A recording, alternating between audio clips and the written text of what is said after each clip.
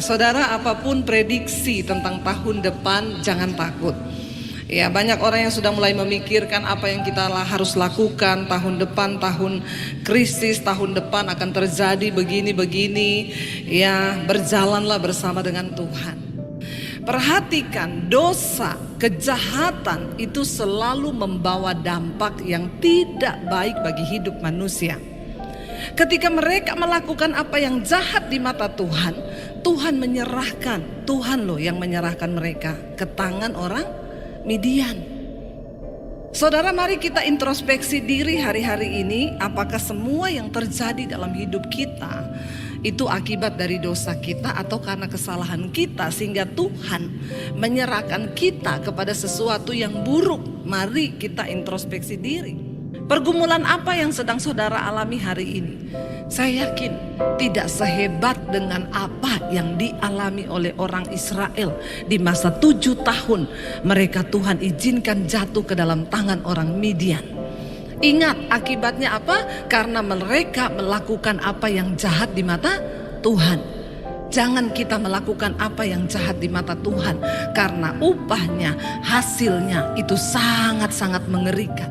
Seburuk apapun keadaan kita hari ini, saya yakin tidak ada yang seperti yang dialami oleh bangsa Israel di 7 tahun ketika Tuhan mengizinkan mereka masuk dalam malapetaka. Dosa menghancurkan hidup manusia. Dosa akan membawa kita dalam ketakutan. Dosa akan membawa kita dalam segala hal yang tidak mengenakan. Sebab Tuhan itu adalah Allah yang kudus.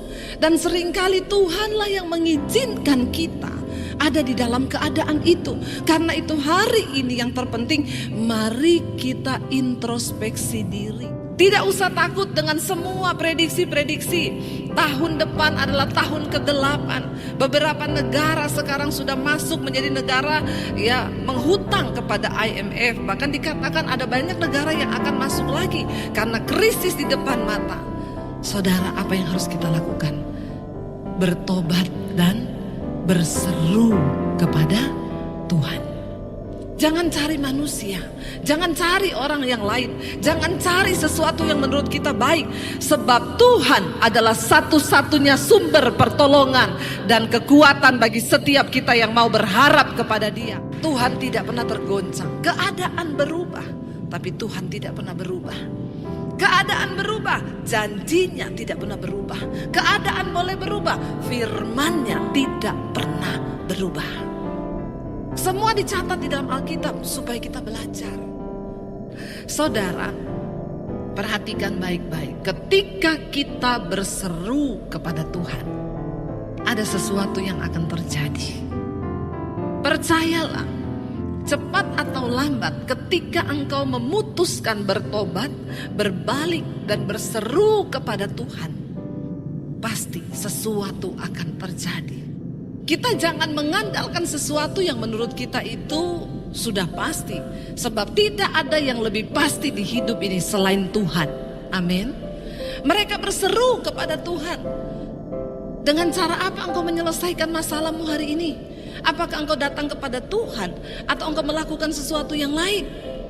Berseru dulu kepada Tuhan. Jangan cepat-cepat ke penggadean menyelesaikan masalah tanpa masalah. Padahal nambah masalah.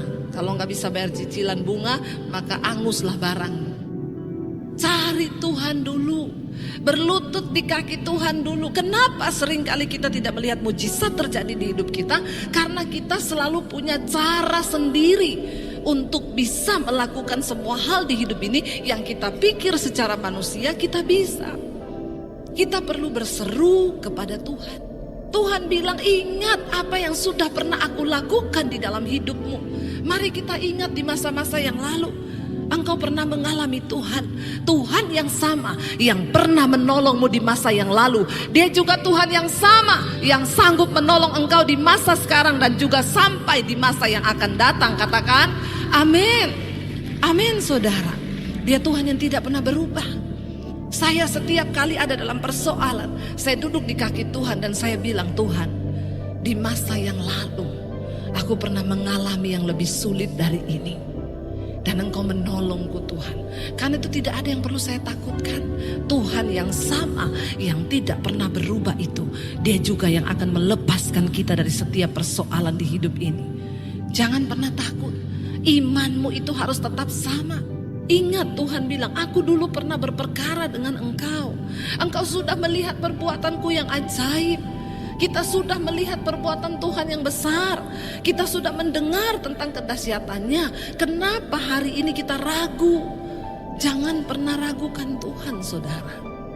Dia Tuhan yang sama dan tidak pernah berubah. Seringkali kitalah yang berubah percaya. Seringkali kitalah yang berubah setia, tapi Tuhan itu tidak pernah berubah. Saudara, jangan pernah tinggalkan penyembahanmu kepada Tuhan. Tetap bangun hubungan yang intim dengan Tuhan. Jangan engkau berubah setia hanya karena uang engkau melupakan Tuhan yang adalah sumber berkat itu. Mari kita terus taruh Tuhan sebagai nomor satu dalam hidup kita. Dia yang sanggup mengatur semuanya. Berapa seringnya kita ini hanyut, saudara. Ketika ada dalam satu keadaan, akhirnya kita mulai meninggalkan Tuhan. Mungkin dengan kesibukan kita. Kita lupa dengan hubungan kita dengan Tuhan. Kita mulai lupa dengan kita membangun mesbah Tuhan. Lalu kita mulai melupakan Tuhan. Kenapa banyak persoalan terjadi? Karena engkau mulai meninggalkan penyembahanmu kepada Tuhan. Kembali kepada Tuhan. Cari Tuhan. Kekuatan kita itu hanya di dalam hadirat Tuhan. Jadi gak ada yang mustahil. Orang bilang homo itu gak bisa sembuh waktu Tuhan yang menjamah. Tidak ada perkara yang mustahil. Saya bilang sama dia, kamu dengar ya, Tuhan itu ciptakan laki-laki dan perempuan. Tidak ada yang melambai-melambai, itu gak ada. Tuhan gak pernah salah dalam mencipta setengah laki setengah perempuan, itu gak ada. Tuhan cipta laki ya Tuhan cipta perempuan. Saya bilang, maaf ya, binatang aja, binatang. Saudara kan tidak pernah lihat kucing itu kawin sama kucing jantan kan? Saudara pernah lihat kucing jantan terus meow. Pernah saudara lihat? Kucing betina lihat kucing betina terus meow. Kucing loh, kucing yang tidak punya akal budi. Ngerti bahwa kucing jantan itu takdirnya kawin sama kucing betina. Demikian juga dengan anjing. Anjing itu juga tahu bahwa yang jantan takdirnya kawin sama betina. Nah, kalau ada manusia yang diciptakan serupa dan segambar dengan Allah, yang punya akal budi tapi tidak tahu, ini kan berbahaya sekali, saudara. Ini dosa. Kita sekarang tidak menghadapi lagi orang Amori, orang Midian. Kita menghadapi dosa-dosa yang ada dalam diri kita, yang seperti bangsa-bangsa yang besar di depan kita, yang gak sanggup kita kalahkan. Jangan pernah berkata, aku tidak mampu keluar dari perselingkuhan, aku tidak mampu keluar dari kepahitan, aku gak mampu keluar dari kekecewaan. No, engkau punya keputusan hari ini. Jangan berkata, aku tidak bisa ampuni suamiku, aku gak bisa ampuni istriku, aku gak bisa ampuni anakku. No, engkaulah yang memutuskan untuk memilih hidup dalam kebenaran atau tinggal di dalam dosa itu. Tuhan tidak pernah kompromi. Bangsa Israel jatuh di dalam penderitaan. Kenapa? Karena mereka bergaul dan akhirnya memilih untuk meninggalkan persekutuannya dengan Tuhan karena dosa. Saudara, mari kita bertobat. Dosa apa yang masih engkau simpan hari ini? Bertobat, tinggalkan, kembali kepada Tuhan.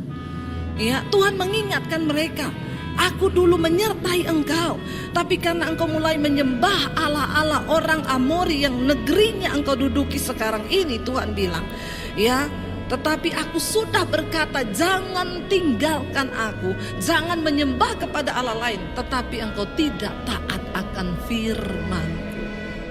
Semua masalah yang terjadi dalam hidup kita cuma karena satu kok. Kita gak mau nurut sama firman. Coba kita nurut kepada firman, saudara. Kalau Tuhan bilang lepaskan pengampunan, lepaskan. Tidak usah gengsi.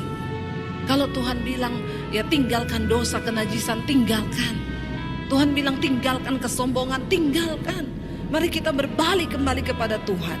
Di dalam keadaan sukar, percaya Tuhan itu tetap menyertai. Tuhan itu tetap ada. Tapi apakah kita mau melibatkan dia atau tidak, itu urusan kita. Tapi dia adalah Allah yang maha tahu. Dan dia adalah Tuhan yang maha melihat. Tinggal kitanya, maukah kita menyertakan Tuhan di dalam hidup kita, di setiap kesusahan kita. Tuhan tetap menyertai di saat ketika engkau, Tuhan lihat loh, Tuhan itu lihat engkau loh. Ini udah susah, cari jalan sendiri lagi, sok pinter, biarin. Ada Adakah kita rendah hati berkata, Tuhan tolong terlibatlah di dalam masalah kami. Apalagi suami istri gandeng tangan engkau bersatu dan berkata, Tuhan tolong terlibat di dalam masalah kami. Saya yakin suami istri bersatu, firman Tuhan berkata, di mana orang hidup rukun sehati bersama, maka kesitulah Tuhan mencurahkan berkat-berkatnya. Katakan amin. Tapi seringkali kita nih gak paham. Kita sendiri gak ngerti firman Tuhan. Kita coba dengan kekuatan kita. Semakin engkau mencoba, engkau akan semakin capek. Engkau tiba pada keputusasaan. Gideon berkata, Tuanku, kalau memang Tuhan menyertai kami, mengapa semuanya ini menimpa kami? Tuhan tetap beserta. Ketika engkau melarat, Tuhan ada. Waktu engkau diberkati, Tuhan ada. Masalahnya engkau libatkan dia enggak di dalam segala keterpurukanmu. Rendahkan hatimu, minta Tuhan turut bekerja. Ketika engkau berdoa, maka Tuhan pasti akan menjawab. Enggak peduli seberapa kecil kekuatan, tidak peduli seberapa lemahnya engkau hari ini, enggak peduli seberapa kekuatan. Ketika Tuhan berkata, aku yang menyertai engkau, maka itu cukup, saudara. Penyertaan Tuhan adalah kunci kemenangan di dalam kehidupan kita. Jangan takut tahun depan akan terjadi apa. Pastikan engkau berkata, Tuhan sertai aku Tuhan. Sebab tanpa penyertaan Tuhan, kami tidak akan pernah mampu. Jangan sombong dengan hidup kita, saudara. Libatkan Tuhan dalam segala perkara. Gideon berkata, aku gak mampu, kaumku yang paling kecil, aku yang termuda, aku tidak punya kekuatan. Tapi cukup berfirmanlah Tuhan kepadanya, tetapi aku yang menyertai kamu. Berapa kekuatanmu hari ini? Kita semua orang-orang yang tidak punya cukup kekuatan untuk mengatasi persoalan di hidup ini. Kita semua adalah orang yang tidak mampu untuk melihat ke depan apa yang akan terjadi. Tapi jangan biarkan ketakutan menguasai hidupmu. Katakan, Tuhan, asal engkau besertaku, itu cukup. Sebab penyertaan Tuhan itu lebih daripada segala-galanya. Penyertaan Tuhan itu lebih dari cukup. Penyertaan Tuhan yang akan membuat kita menang menghadapi setiap situasi. Ketika kekuatan kita habis, kita gak bisa apa-apa. Dan kita memang tidak punya apa-apa. Jangan andalkan pikiranmu. Dengar bapak-bapak, engkau yang berbisnis, engkau yang berusaha, jangan andalkan hikmatmu sebagai manusia. Libatkan Tuhan. Tanya istri, ajak istri, ngomong, bawa dalam doa. Saya melihat suami-suami yang melibatkan istri, itu banyak yang berhasil dan diberkati Tuhan. Katakan amin bapak-bapak. Cuma satu yang kenceng. Istri bapak mana? Ada yang istri bapak? Jangan-jangan bapak udah istrinya gak ada tapi dia teriak amin. Ini bapak-bapak yang masih punya istri. Suami yang melibatkan istri dan mengajak istri untuk sama-sama berdoa. Saya melihat itu kebanyakan mereka diberkati Tuhan. Yang amin bapak-bapak dong. Aminnya rela? Ya, jangan berpikir istri itu taunya cuma ngeliwet. Yang penting masak di dapur. Istri itu adalah penolong yang Tuhan taruh di sampingmu bapak-bapak. Dan ketika engkau melibatkan istrimu, engkau gandeng tangan. Setiap keputusan bisnis, pekerjaan, ajak istri. Itu tanda sebuah kerendahan hatimu di hadapan Tuhan. Tidak peduli seberapa besar kekuatanmu. Enggak peduli engkau lemah, enggak peduli engkau tidak punya cukup hikmat. Ketika Tuhan menyertaimu, itu akan menjadi berbeda. Firman ini berkata, aku yang menyertai engkau. Sebab itu engkau akan memukul kalah orang Midian itu sampai habis. Saudara, kita tidak punya cukup kekuatan, tapi kita punya Tuhan yang adalah sumber kekuatan. Jangan berusaha dengan kekuatanmu sendiri karena engkau akan lelah, engkau akan capek dan engkau akan kalah. Libatkan Tuhan. Katakan, Tuhan sertai aku. Seberapapun menakutkannya jalan di depan kita di tahun yang akan datang, seberapapun mengerikan hari-hari yang akan kita lalui di tahun-tahun yang akan datang, pastikan Tuhan bersama dengan kita. Tetapkan di hatimu, Tuhan tidak pernah berubah. Janjinya tidak pernah berubah. Firman-Nya tidak pernah berubah. Dia yang pernah menyertai bangsa Israel di masa yang lalu, Allah yang sama yang sampai hari ini kita sembah, yaitu Tuhan. Apapun masalahmu hari ini, apapun ketakutanmu tahun-tahun yang akan datang, jangan biarkan roh ketakutan menguasai hidup kita, tapi taruh iman kita kepada Tuhan. Jika diberkati, silakan membagikan untuk memberkati orang lain.